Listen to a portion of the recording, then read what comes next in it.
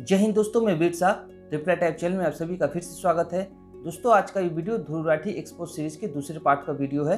अगर आपने पहला पार्ट का वीडियो नहीं देखी तो लिंक कमेंट में है, वहां से आप देख ले। आइए वीडियो को शुरू करते हैं।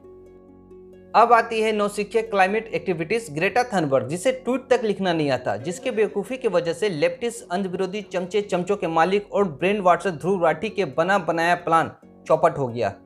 बहुत लोग सोचते हैं कि ग्रेटा थनबर्ग को आखिर क्लाइमेट का एक्टिविस्ट क्यों बनाया गया था। दरअसल अपने इलाका में कटते हुए पेड़ को देखकर ग्रेटा रो पड़ी थी। इस वजह से स्वीडन ने उसे पर्यावरण का एक्टिविस्ट बनाया था। इसमें ग्रेटा का ऐसा कोई नॉलेज नहीं था जिस वजह से उसको पर्यावरण का विशेषज्ञ बनाया जाए। क्लाइमेट के प्रति चिंता करने वाले संस्थानों से मैं एक बात कहना चाहूँगा। ग्रेटा के आंसू देखने से पहले अगर हिंदुस्तान की औरतों को एक बार पेड़ के नीचे दीप जलाते देख लेते या भारतीय लोगों के द्वारा पेड़ों को देवता मान के पूजने की प्रेरणा ले लेते तो पर्यावरण विभाग बनाने की जरूरत ही नहीं पड़ती। पहले आर्टिफिशियल चीज़ों को निकालकर पर्यावरण को नुकसान पहुंचाते हैं और फिर भाड़े का एक एम्बेसडर रख के दिखावा करते हैं। ये सब गोरों की पुरानी पॉलिसी है। तो ग्रेटा ने किसान आंदोलन पर ट्वीट किया और बिकाऊ यूट्यूबर राठी ने उसे सपोर्ट भी किया। क्यों? क्योंकि मोदी को नीचा दिखाने का एक और मौका जो मिल गया। ध्रुव के मुताबिक ग्रेटा ने अपने टूल किट को अपग्रेड करने के लिए डिलीट किया था, मगर उस टूल किट के पीछे दिशा रवि के साजिश का न केवल खुलासा हुआ बल्कि उसे पुलिस भी पकड़ कर ले गई। दरअसल दिशा रवि कर्नाटक में फ्राइडे फॉर फ्यूचर नामक मुहिम की संस्थापक है और वो ग्रेटा से व्हाट्सएप पे जुड़ी हुई है। व्हाट्सएप के जरिए ही उसने ग्रेटा को टूल किट भेजी थी। इस टूल किट में कैसे आंदोलन के वक्त चक्का जाम करना है, कैसे विरोध करना है, किस किस सेलिब्रिटी से ये ट्वीट करवाना है और कहां कहां विरोध करना है, इसकी प्लानिंग थी। ये टूल किट देश की छवि खराब करने के लिए बनाई गई थी, जिसके पीछे खालिस्तानी ऑर्गेनाइजेशन का नाम सामने आया था। मगर बकलोल बच्ची ग्रेटा से गलती तब हो गई जब उसने टूल किट को जस का तस कॉपी पेस्ट कर दिया। इस टूल किट में दिशा रवि का नाम था, जिससे कि साजिश का खुलासा हुआ।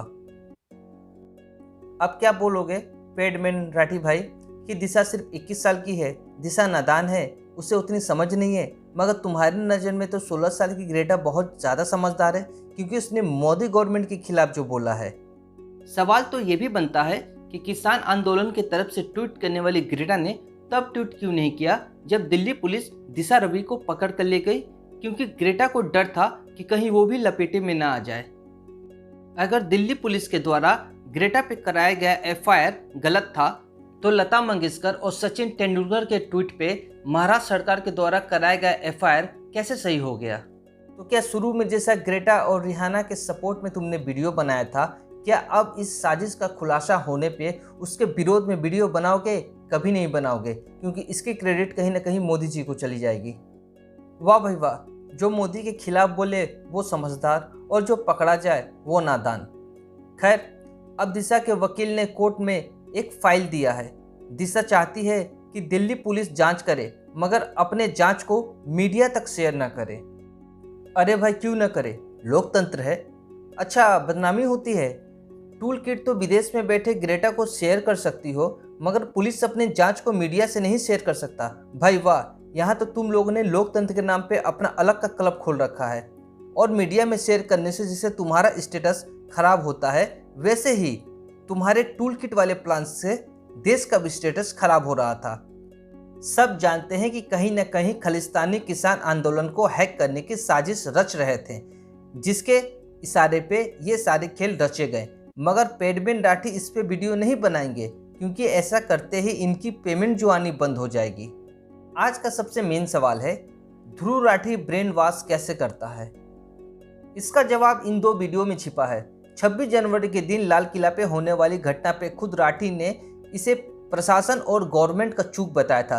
राठी के मुताबिक पुलिस ने इन्हें रोकने के लिए कुछ नहीं किया। वहीं दूसरी बार भी ऐसी घटना न हो इसलिए पुलिस ने एक लेयर की सुरक्षा बनाया था, तब सुनिए पेड बिन राठी ने क्या बोला। या कोई वॉर जोन हो ये, जहां पर इतनी बड़ी प्रोटेक्शन की जरूरत पड़े। कंक्रीट की दीवारें सीमेंट भर भर के इन्होंने लगाई, स्पाइक्स इंस्टॉल करी गई सरकार के द्वारा किसानों को रोकने के लिए। बार्ब्ड वायर्स हैं इनके ऊपर, नोकीली तारें जिनसे चोट लग सकती है। और जरा गिनकर देखिए ये कितनी है, 6-7 लेयर होंगी यहाँ पे बैरिकेडिंग की कम से कम। इतना ही नहीं, हाईवेज तक की खुदाई भी कर रखी है सरकार ने।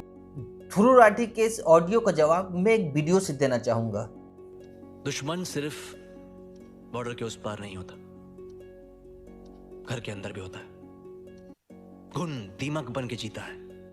हमारी जिम्मेदारी है कि मैं अपने देश को बाहर भीतर हर प्रकार के दुश्मन से बचाऊं। हाँ तो ध्रुव भाई, ये बैरिकेड और पिलर किसानों को रोकने के लिए नहीं बल्कि उन खलिस्तानियों को रोकने के लिए थी जिन्हें न रोक पाने का दोष आप प्रशासन और गवर्नमेंट पे पिछले वीडियो पे लगा रहे थे। तो दोस्तों आप समझ गए, ध्रुव राठी इसी तरह किसी भी घटना का सिर्फ एक साइड, नेगेटिव साइड आपके सामने रख के आपका ब्रेन वॉश करता है। इसलिए इसकी वीडियो देखने से पहले आप खुद उस घटना पर रिसर्च कर लें, वरना रिजल्ट ऐसा हो सकता है। एक बात समझ नहीं आती, ध्रुव राठी मोदी सपोर्टर को अंधभक्त या जोम्बिस क्यों बोलते हैं? 6-7 सालों की भक्ति ने 370 हटवा दिया, राम मंदिर बनवा के देश का इतिहास बदल दिया, साउथ ब्लैक टॉप माउंट की फतेह ने देश का भूगोल बदल दिया। क्या ये सब ध्रुव राठी नहीं जानते? अगर नहीं जानते तो कोई बात नहीं, आज अभी इसी वक्त मैं मोदी जी के द्वारा सिर्फ 6-7 सालों में 35 कामों को गिना देता हूँ। 6 से 7 सालों में देश की सबसे बड़ी मुद्दा राम मंदिर सॉल्व हो गई, 370 हट गई, देश में 3 तलाक बिल पास हुए, हर गरीब की बैंक खाता बनी, घर घर गैस पहुंची, हर घर शौचालय बने, लद्दाख के गांव में आज़ादी के बाद पहली बार बिजली पहुंची, हर गांव को रोड से जोड़ा गया। मिशन शक्ति के द्वारा एंटी सैटेलाइट मिसाइल को बनाकर भारत दुनिया के मुख्य 4 देशों में शामिल हुआ। भारत को MTCR की सदस्यता मिली, जिससे वो दूसरे देशों को अब मिसाइल बेच सकता है। बांग्लादेश सीमा विवाद और नागा विवाद का भी समाधान हुआ। आज से 1 साल पहले जब कोरोना महामारी शुरू हुई थी तो भारत के पास उससे लड़ने के लिए एक मेडिकल किट नहीं था, और आज 1 साल बाद हम 100 से ज़्यादा देशों को कोरोना वैक्सीन एक्सपोर्ट कर रहे हैं, और सिर्फ 6 दिन में 1 मिलियन टीकाकरण करके हम प्रथम स्थान पर पहुंचने वाले देश हैं। Bullet train, hyperloop train, rapid train, double decker train, ये सारे ट्रेन के प्रोजेक्ट मोदी सरकार ने शुरू किए। दुनिया का सबसे बड़ा फ्लोटिंग सोलर सिस्टम भारत में ही बन रहा है। देश की सेना को मजबूत करने के लिए 36 Rafale, 15 Chinook, 22 attack Apache helicopter, navy के लिए 24 attack and multi role Romeo helicopter खरीदा गया, 4 P-8 एंटी सबमरीन जेट भी खरीदे गए।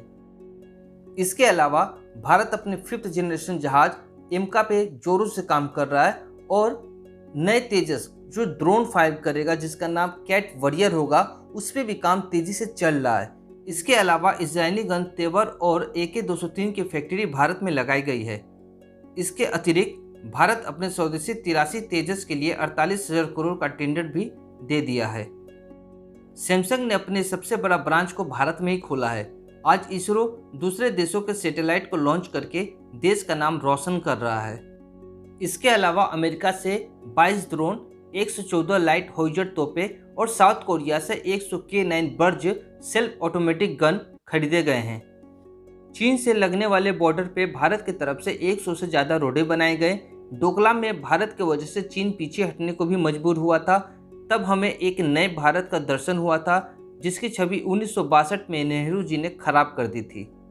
2014 के पहले तक पाकिस्तान भी अपनी बराबरी का लगता था, और आज 2021 में हम चीन को अपने आगे कुछ नहीं समझते।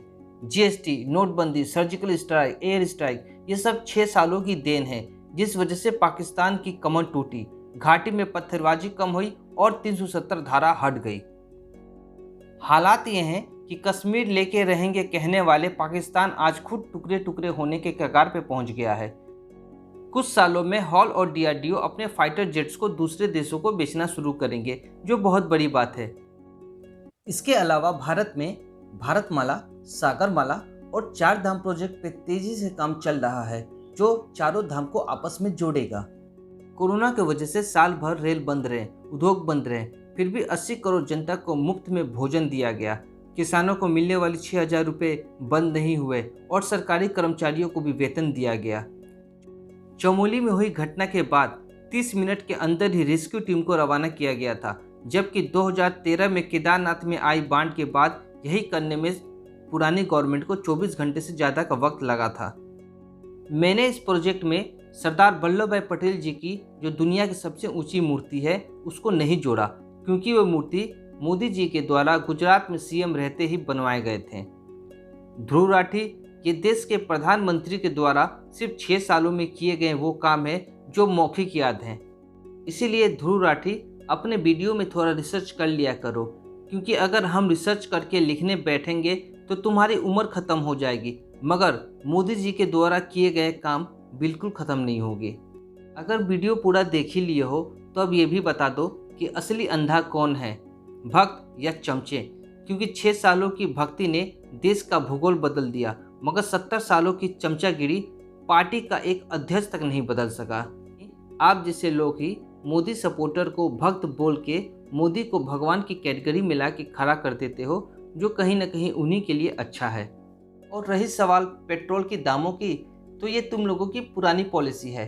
अगर पेट्रोल महंगी हो जाए और आलू सस्ता हो जाए तो पेट्रोल के बारे में चिल्लाओ, अगर पेट्रोल सस्ता है और आलू महंगा है तो आलू के बारे में चिल्लाओ। दोस्तों, आज के वीडियो के लिए इतना ही।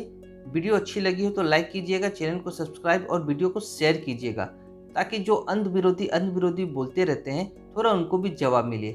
आज के वीडियो के लिए इतना ही, मिलेंगे अगले वीडियो में, तब तक के लिए जय हिंद।